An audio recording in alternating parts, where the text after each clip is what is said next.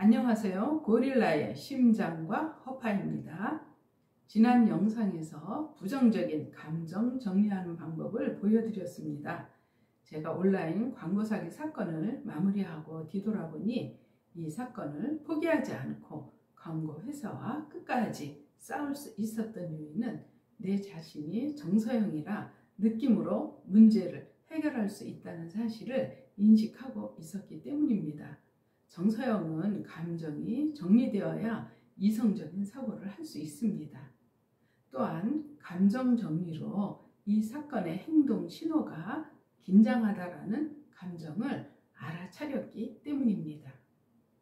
사기를 당할 당시 그런 거는 사기야 라고 남에게 알려줄 법한 여러 정황이 있었습니다. 안타깝게도 사기를 당할 때는 이러한 정황을 알아차리지 못했습니다. 그러면 온라인 광고 사기 사건을 해결하는 과정에서 제가 긴장했던 상황들을 이야기하도록 하겠습니다. 23년 11월 23일 광고 회사에서 맘카페에 홍보를 해주겠다는 여자 영업사원의 안내를 받았습니다. 24일 방문하기로 한 여자 영업사원은 오지 않았고 대신 남자 영업사원이 왔습니다. 여자가 오지 못한 이유는 갑자기 급체해서 응급실로 갔다는 것입니다. 그리고 다음 방문이 있어서 30분 정도 앞당겨 만났습니다. 영업사원은 맘카페에 여러 아이디를 가지고 있기 때문에 맘카페 진행자가 모르게 게시글을 올려주고 그에 대한 고정 댓글을 달아준다고 하였습니다. 그러면 시간이 흘러도 댓글이 남아서 언제든지 검색이 가능하다는 것입니다. 이러한 사실은 영업 비밀이라 다른 사람에게 알려서는 안 된다고 하면서 회사에 대한 정보를 주지 않았습니다. 이 주변에서는 한 군데만 주는 특혜라고 하였습니다.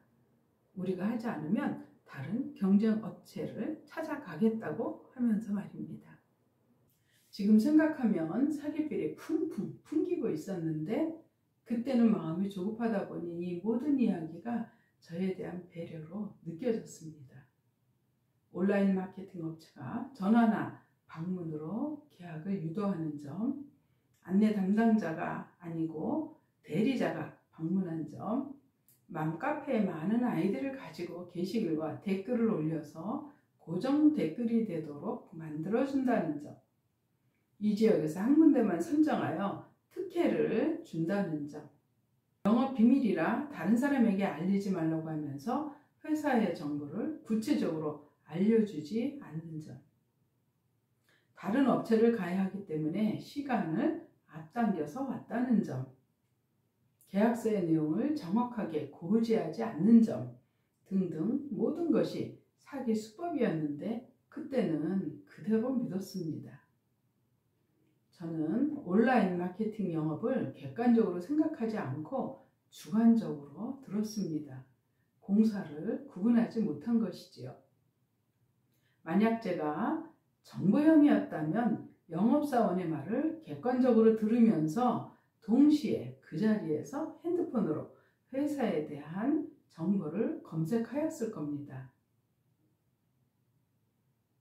결국 매월 20만 원씩 1년 계약은 부담스러워 거절하고 6개월간 세금을 포함하여 132만 원을 결제하였습니다. 그 순간 막연한 불안감이 살짝 스쳐 지나가기는 했지만 이들과 맞서 싸워야 하는 지옥의 문이 열릴 줄은 정말 몰랐습니다. 저는 집으로 돌아온 후 왠지 계약이 찝찝하다는 느낌이 들었습니다.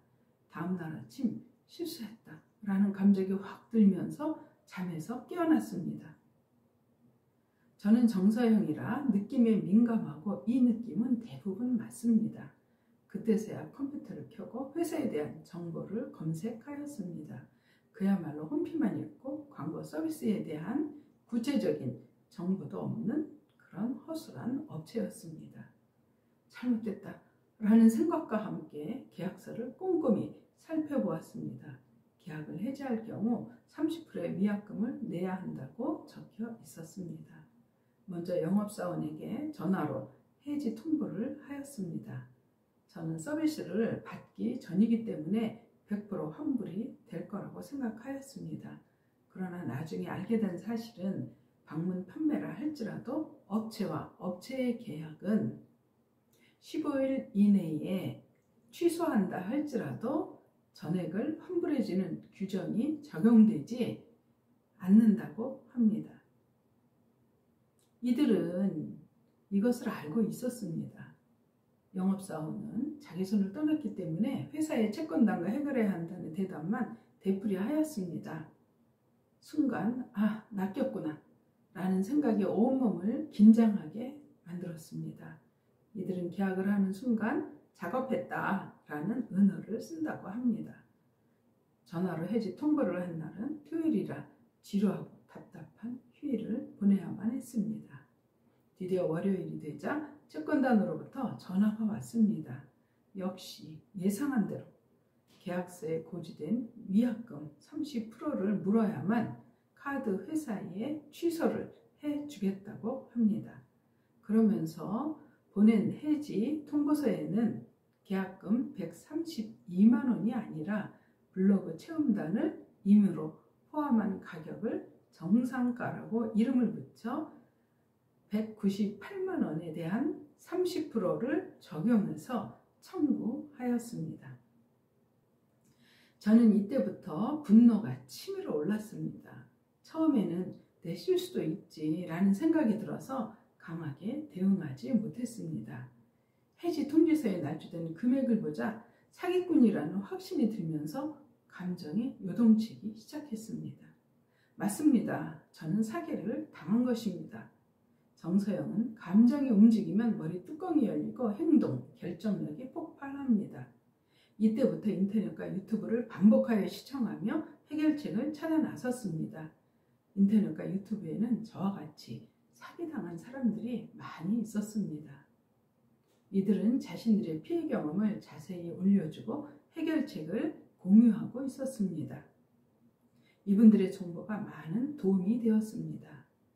이런 정보를 토대로 문제 해결의 방향을 잡은 후 두드림 세무회계사에게 도움을 요청하였습니다. 세무사님은 여기에 해당하는 문서를 보내주셨고 그 양식에 따라 내용증명, 또 소비자보호원의 민원, 대검찰청의 고소장, 카드사에게 카드 항변권 등을 신청하였습니다. 편안함을 추구하는 저에게는 이 과정이 힘들고 복잡했습니다. 피하고도 싶었습니다. 그야말로 머리에 쥐가 났으니까요.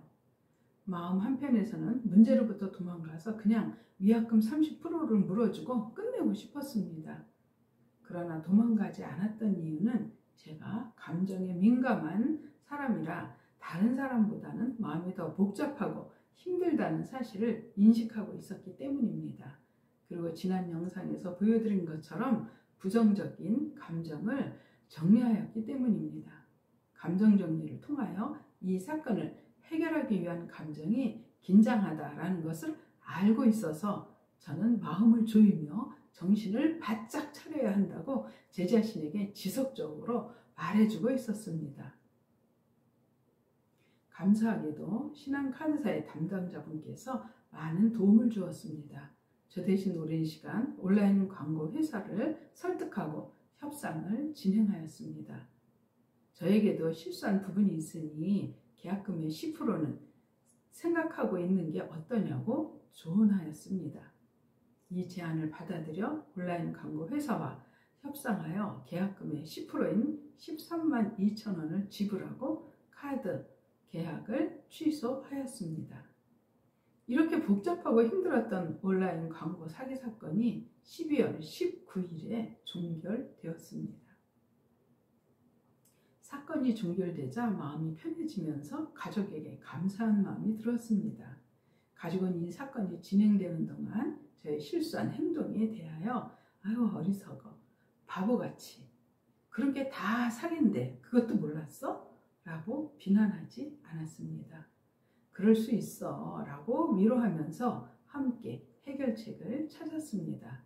열정형의 아들은 문제 전체를 직관하고 분석하여 법 법적인 쟁점들을 날카롭게 지적하며 고소장을 작성해 주었습니다. 그러면서 엄마 걱정하지 마 라고 위로해 주었습니다. 카드사의 담당자도 그럴 때는 그냥 모두들 사기를 당하더라고요 라며 나의 실수를 잘못된 행동이라고 평가하지 않았습니다. 가족 외에 다른 사람에게 위로를 받으니 마음이 더 따뜻해졌습니다. 문제는 사람을 성숙하게 합니다. 이 일을 통하여 가족이 얼마나 소중한지 새삼 깨닫게 되었습니다. 그리고 문제 해결은 결과에 대한 평가나 비난보다는 상대방의 실수를 수용하는 태도가 더 효과적이라는 것을 경험하였습니다. 이것은 저의 삶의 지혜로 작용할 것입니다. 여러분도 가족이 어려움을 당할 때 실수에 대한 수용과 따뜻한 위로의 말을 전하시기 바랍니다. 제가 실수에 대하여 수용받은 경험을 하고 나니 정말 살맛이 납니다. 가까운 사람들에게 괜찮아 라는 말을 많이 해주시기 바랍니다. 감사합니다. 구독과 좋아요 눌러주세요. 저에게는 지지와 격려가 됩니다.